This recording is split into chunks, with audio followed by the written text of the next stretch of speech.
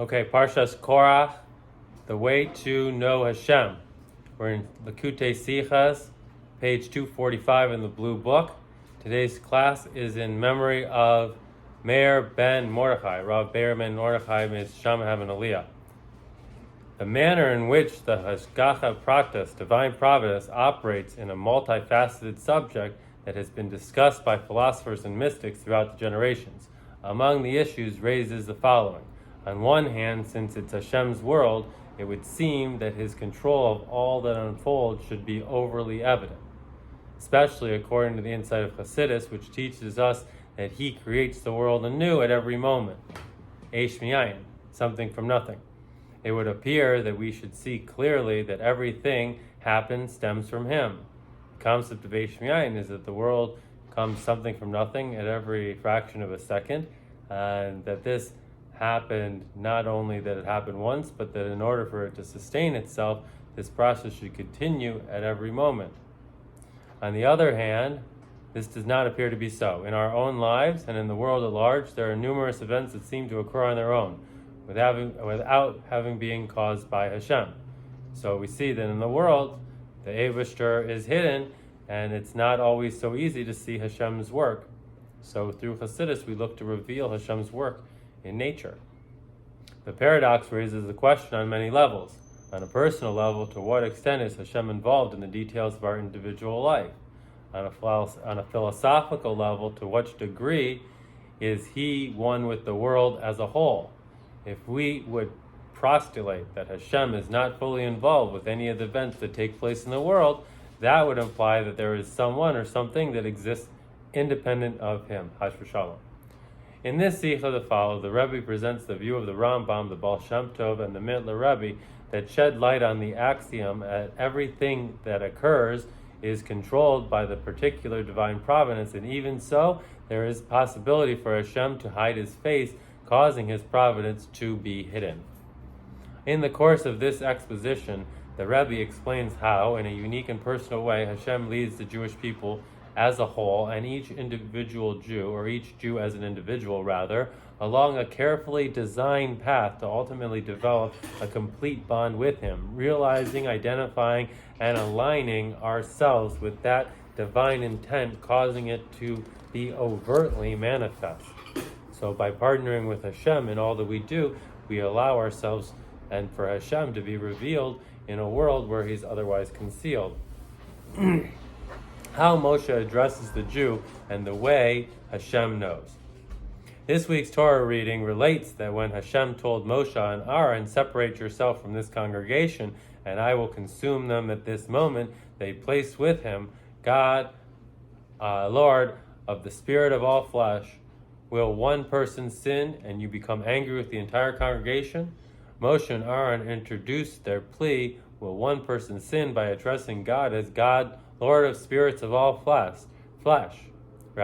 In his commentary on the verse, Rashi explains that they use this introduction, God, Lord of our spirit, indicates that God knows all thoughts. Hence, since all thoughts are revealed before you and you know who the sinner is, it is fitting that you become angry with the entire congregation when only one person is the sinner. Hearing this argument, the Holy One, blessed be he, answered, "You have spoken well. I know, and I will make known who has sinned and who has not sinned." Clarification is nevertheless required. Why is it necessary to emphasize that Hashem is Lord of the spirits of all flesh? Seemingly to introduce their argument, will one person sin and you become angry with the entire congregation? It would have been sufficient to address God as Lord of spirits. The title indicates that God knows all thoughts. Why was the term of all flesh added? It's a good question.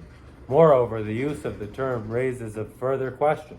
The Talmud Yerushalayim states if a person hears Hashem's name being cursed, either by a Jew or by a non-Jew, he is obligated to rent his garment. What is the source? I am God, the Lord of all flesh. That indicates the term Lord of all flesh includes all non-Jews. What connection does the fact that Hashem knows the thoughts of even non-Jews, all flesh, shall share with the plea?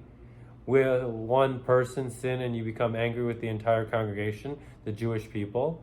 Seemingly in a similar situation, when Avraham pleaded with Hashem not to destroy not to destroy Sodom, he asked, will you obliterate the righteous with the wicked? And would it have been appropriate for him to address Hashem as Lord of all flesh? For he was pleading on behalf of all non-Jews. Avram, however, did not use this phrase, included instead with, will the judge of the entire earth act justly? To explain in general, making fine distinctions. To explain in general, the plea of Moshe and Aaron was based on the concept that Hashem, in his knowledge and in his divine preeminence that encompasses every individual, clearly knew who was the actual sinner among Korach's company, and that there was only one person who rebelled in that manner, as Rashi states. Just one person is the sinner. On previous occasion, the parable Rashi uses here to clarify the intent of Moshe and Aaron was explained at length. Rashi writes, when a portion of the nation acts offensively against a mortal king, he does not know who the wrongdoer is. Therefore, when he becomes angry, he exacts retribution for all of them. But you, by contract, know who the sinner is. Moshe was explaining Korach's company were not sinners with the intent to rebel against God. They were merely enticed and drawn in by Korach. Hence, they should not be categorized by sinners, but merely a people who acted offensively, a milder form of transgression. Thus, the basis of Moshe and Aaron's plea was, since Hashem knows all thoughts, he can differentiate between a sinner and a person who merely act offensively. There was only a sinner who actually rebelled against Hashem, as reflected by the statements, will one person sin, and will one man be the sinner? He, Korach, was the one who caused and therefore responsible for the offensive acts of the entire congregation. As such, it is appropriate that Hashem made a distinction between those who acted offensively and the sinner, and punished only the sinner. On this basis, we appreciate why Avram did not preface his plea for the people of Sodom with the phrase, Lord of spirits, or the like. Avram was speaking of an entire different situation, one in which there was clear-cut distinction. There was a difference between righteous and wicked men. Such a distinction is clearly apparent. It depends on the person's actions, not on his intentions. In this instance, there were none who merely acted offensively. Therefore, there was no need to know their intention to differentiate those who acted offensively and the sinner. Two ways of knowing. On this basis, we can appreciate the preciseness of the wording by Rashi in his restatement of Moshe's claim that Hashem knows all thoughts and that you know who the sinner is, and also his restatement of Hashem's response, I know. All these terms use active voice instead of passive expression frequently used by our sages. It is revealed and known before the one who spoke the world came to being. Indeed, by contrast, in later words, Rashi himself began by stating, all thoughts are revealed before you. Seemingly, it would be appropriate for him to conclude using a similar expression, it is known before you.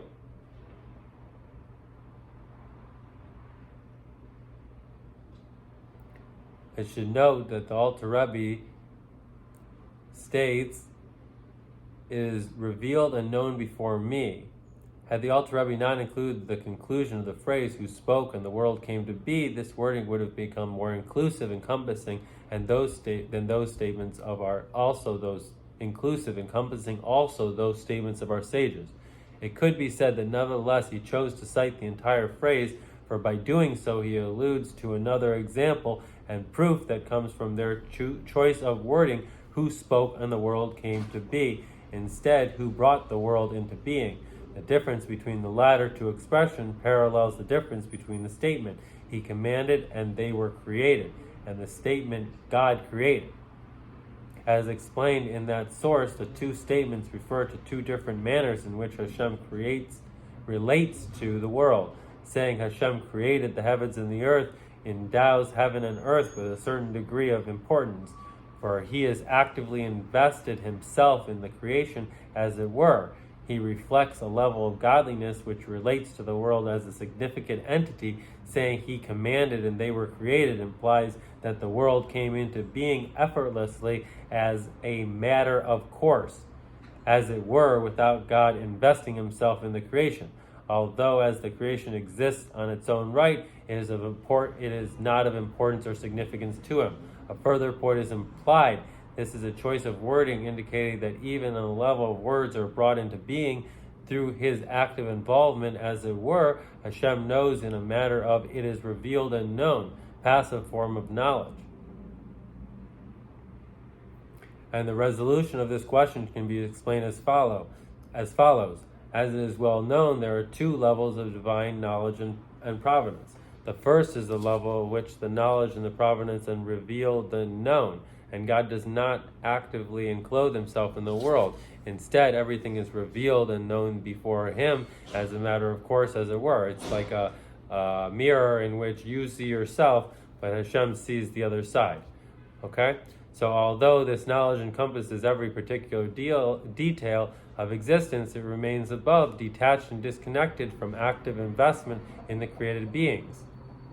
So part of the idea of something from nothing is that Hashem created something from nothing, which is the world, but then in order for it to continue to exist, Hashem needs to invest himself in that this process continues to exist from something to nothing and from something to nothing. This is a separate form then. Therefore, it encompasses every created being equally. It is on a plane so lofty that the deeds of the created being cannot affect him negatively.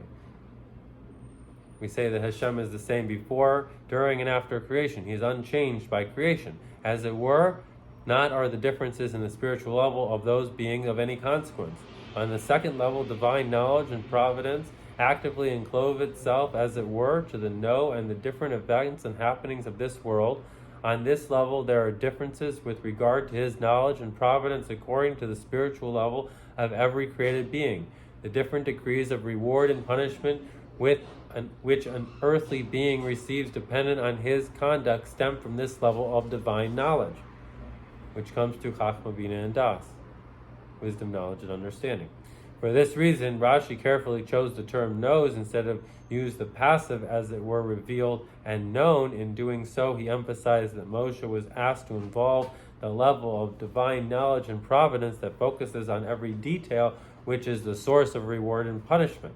Moreover, the knowledge required active investment, that God involved himself, as it were, in the particular details concerning Korach's company and made known to merely act offensively and who was the sinner.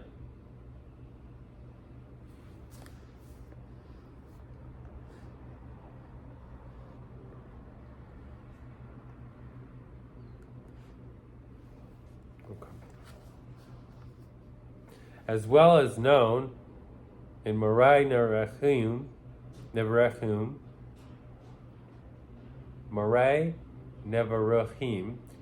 Rambam states the divine providence relates only to humans in a particular way. The fate of each individual person is controlled by his providence.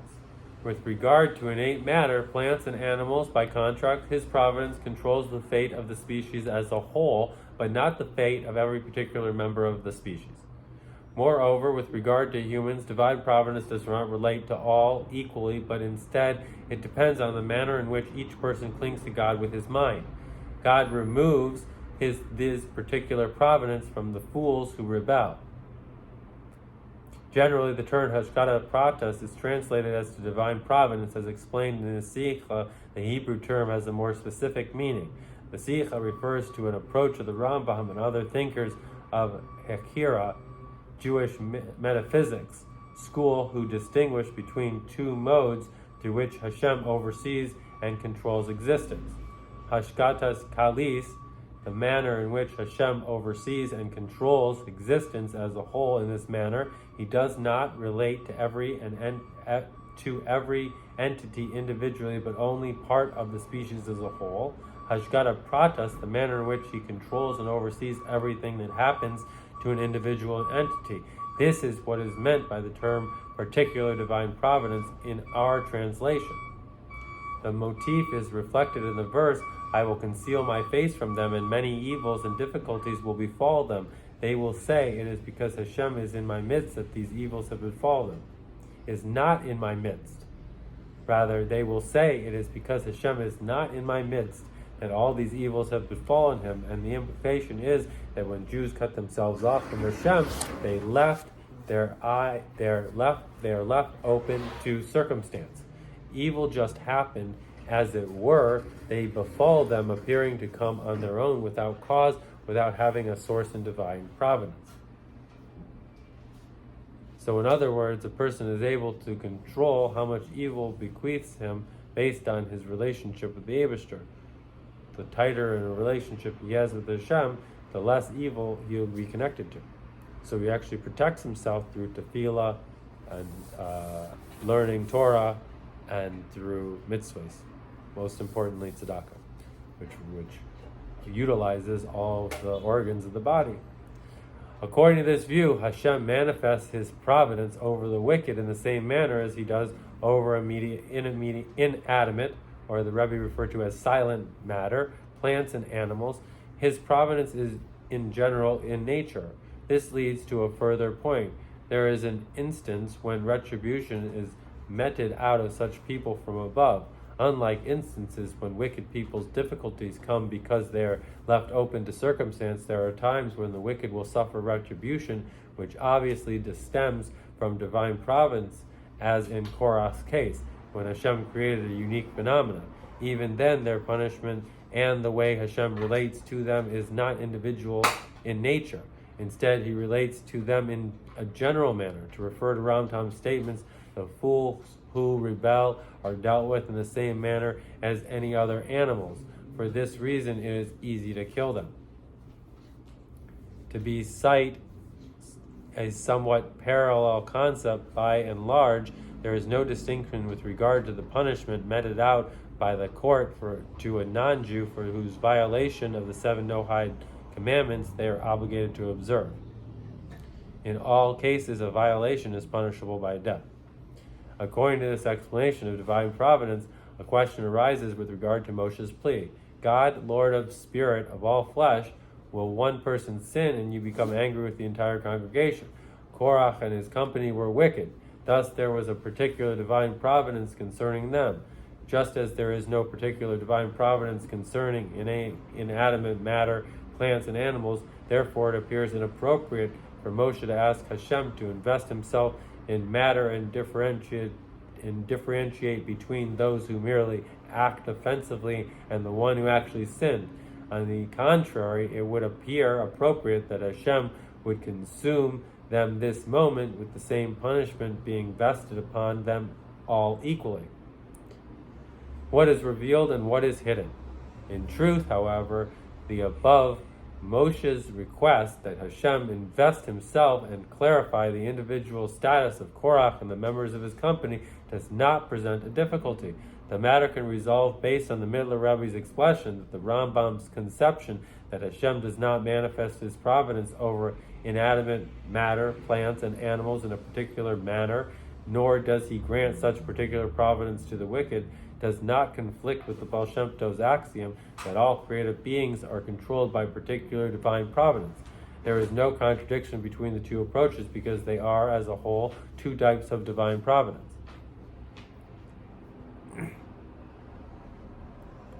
Hashgata Panemius, particular providence, which is overtly related and is not covered by the jarmats of nature, this is the type of providence which the Rambam maintains is dependent on the manner in which a person's mind clings to Hashem. Such providence is not granted an inanimate matter, plants, and animals, nor to the wicked in an individual manner. Instead, such providence is manifest over the species as a whole. Hashgatas Tizonis, particular providence which is concealed and hidden within the garments of nature, such providence exists with regard to every created being, as the Baal Shem Tov taught. Thus, even the Rambam would agree that particular divine providence is manifest in an individual manner, even in the lives of the wicked.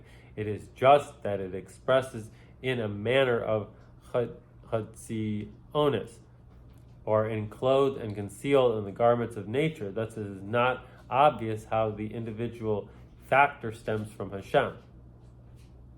This explanation is not in contradiction to the verses that state evil and difficulties will befall them, and that these evils have befallen me, interpreted by the Rambam to mean that the wicked are left to circumstances. This mode of conduct is also the expression of the particular divine providence, as it is written, I will conceal my face.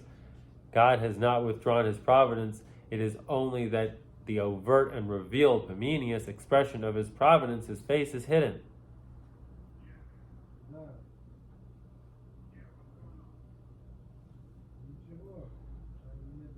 Indeed, this case can be seen alluding to the very wording of the verse, because Panea, my face, shares its root with the word Panemius, inner dimension.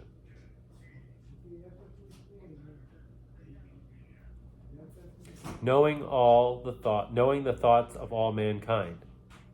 On this basis, we can appreciate the connection between the preference, God, Lord of our spirit of all flesh, and the core of Moshe's plea, will one person sin and you become angry with the entire congregation?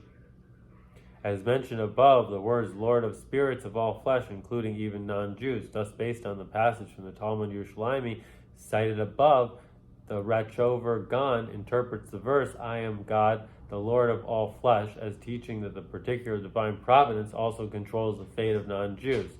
This was the basis of the plea of Moshe and Aaron, and God invested himself in a particular manner and clarified the difference between those who acted offensively and the sinner.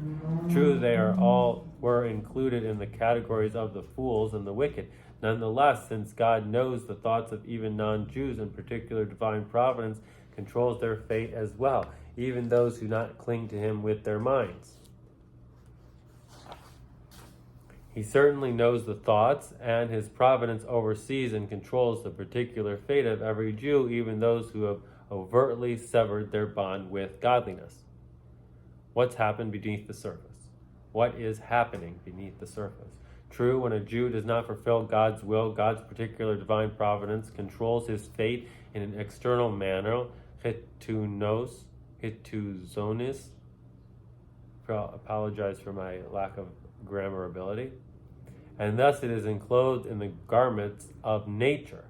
Like the divine providence, which controls the fate of the non-Jews, nevertheless, there remains a fundamental difference between the manner in which Hashem invests himself in the providence that controls the fate of Jews and non-Jews.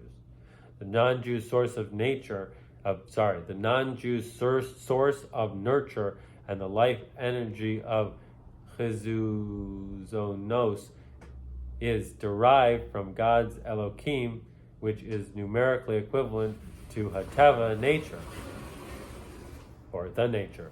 Consequently, their destiny is fundamentally controlled by the natural order. From the onset of the providence that governs their fate stems from Hashem's name Elohim, from that level of godliness which is enclosed in the natural order.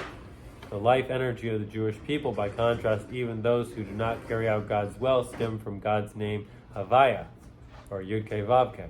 Accordingly, fundamentally, the providence that is manifested over that stems through God's name, Havaya itself. The providence is Pamenius and can be overtly appreciated.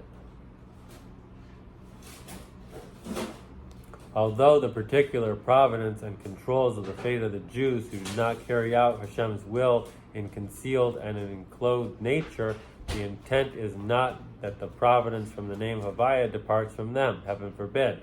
On the contrary, in whatever situation a Jew is found, he is part of the people whom Havaya is chose, as our sages state, quoting God, regardless, they are my children. So true, the passages from Derech Chaim cited above states the divine providence is Pamenius when the Jews carry out Hashem's will. Similarly, the mimer entitled to Zohar Tashay, even as the souls descend to the physical plane, they are close to Havaya through the Torah and its mitzvahs. Through these mediums, they are a nation close to Him. Thus it appears that the Jews' closeness to Hashem and the manifestation of His providence in Pamimius manner is dependent on their observance. Nonetheless, it appears to me that this applies only with regard to the revelation of His providence within the conscious powers of the soul, as explained in the main test from the standpoint of the essence of the Jew and the essence of God, and the interrelationship continues at all times, regardless of the individual's level of observance or conscious relationship with Hashem. It appears to me implies to clarify how the inner providence that emanates from Hashem name Havaya relates to every Jew. The Rebbe is offering a novel interpretation of his own that is not found explicitly in the works of his predecessors.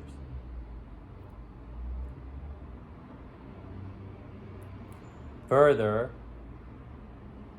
in Sefrei Hazenu, where it appears that even Rabbi Yehuda accepts Rabbi Meir's conception that regardless of the blemish of a Jew's observance, they remain God's children. The concept is also reflected in my phrase, I shall conceal my face. The inner providence stemming from the name Havaya is present but is concealed. Therefore, through meditation, it is possible to recognize and appreciate the particular divine providence. Only the souls of the Jewish people know and comprehend that everything stems from Hashem's influence. When one focuses his heart and attention on this, he can recognize divine providence in the world with actual sight. Therefore, it's possible to recognize and appreciate that particular divine providence impacts each and every dimension of all Jews' life, even those who do not perform His will.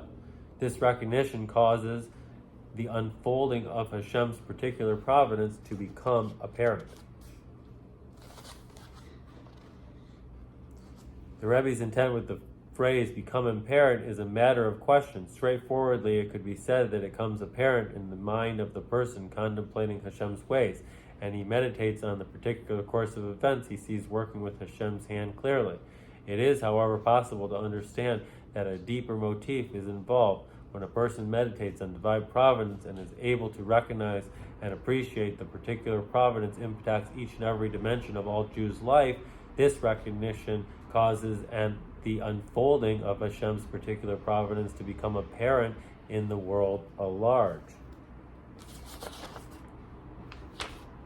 When a person contemplates the divine providence and labors to the extent that he sees it openly, his efforts cause the providence to be revealed overtly to the extent that it's clearly evident to others, even without meditation. When a person has not distanced himself from Hashem, Hashem also relates to him a manner appreciated by his conscious powers of thought and feeling. When, however, a person has turned these powers away from Hashem, Hashem does not relate to him that basis and instead reaches out and to arouse his very essence. Hidden cues. On that basis, we can comprehend that God's purpose in concealing His face and thereby allowing a person to develop the misconception that these difficulties which he suffers are visited upon him and come on their own without cause and from God, and are not from God, rather, Ashra Shalom. And on the surface, such a motif raises a question. God's self-concealment is intended to spur a Jew to do tshuva, but how is it possible for concealing my face to inspire a Jew to turn to Hashem to tshuva when he does not feel that the suffering he undergoes comes through particular divine providence? On the contrary, it appears to him that it is merely a matter of circumstance that was brought about with the intent of motivating him to do tshuva. The question can be resolved based on the explanations above. As mentioned, the concealment of Hashem's face is only betochonius.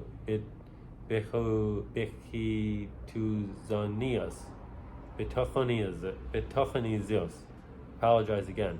On the external level, however, bipaninius, from the inner perspective, providence from Hashem's name Havaya is involved in every single facet of the person's existence. Therefore, since the concealment and difficulties stem from Hashem's inner dimension, His name Havaya, these difficulties have the power to motivate a Jew to turn to Hashem in tshuva. On the contrary, since the providence from the name Havaya does not relate to a Jew's revealed power, his thoughts and his feelings for the divine providence is not obvious on that level because of the concealment it undergoes, but rather in his essential being, the process of concealment will affect and arouse his essence. When a person has not distanced himself from Hashem, Hashem also relates to him in a manner appreciated with his conscious powers of thought and feeling. When, however, a person has turned these powers away from Hashem, Hashem does not relate to him on that basis and instead reaches out and to arouse his very essence. Remember, Moshe asked Hashem, "Why have you made these people suffer?" And his response to that was, "My name is Havaya." So there's something connected between one's suffrage and the revelation that's connected to the revelation of Havaya, or Yud Kei Vav Kei. And we can see that this is also from a very high level, because we see that the children of Israel cried out because of their suffering, and then Havaya was related to them. But the forefathers did not know Havaya. And so we see that through suffering, as the children of Israel experienced, and through our own suffering, we get to experience and we get to know Hashem at a very high level. As well as known specifically tshuva, that comes from the awareness of one's often distance from godliness, affects the very essence of the soul, and therefore it involves and brings about an all-encompassing change in the person's divine service as a whole. When by contrast the tzaddik turns to Hashem in tshuva, the effect on his divine service as a whole is less. His tshuva does not involve a total metamorphosis, but merely contributes a dimension of perfection to his divine service. When the concealed becomes revealed. On this basis, we can appreciate Rashi's formulation for God's answer to Moshe, "You have spoken well. I know and will make known who has sinned and who has not sinned." Moshe's plea was based on the principle that Hashem knows the thoughts of all men, even non-Jews, all flesh, and therefore a particular divine providence should not control the lives of all Jews, even those on the spiritual level of Korach's company. Not only did Hashem accept that principle, his reply was more encompassing, indicating that not only does he know, he will make known who has sinned and who has not sinned. Particularly, the divine providence will be overtly revealed, and all people will actually see that Hashem revealed providence in an inner manner to save those who have not sinned, although they did act offensively. This type of providence related to such people, even sinners, and investing his providence in a particular revealed manner exists only with regard to the Jewish people, the people to whom God is close. In a unique and personal way, he leads the Jewish people as a whole, and each Jew as an individual, along a carefully designed path to ultimately develop a complete bond with him.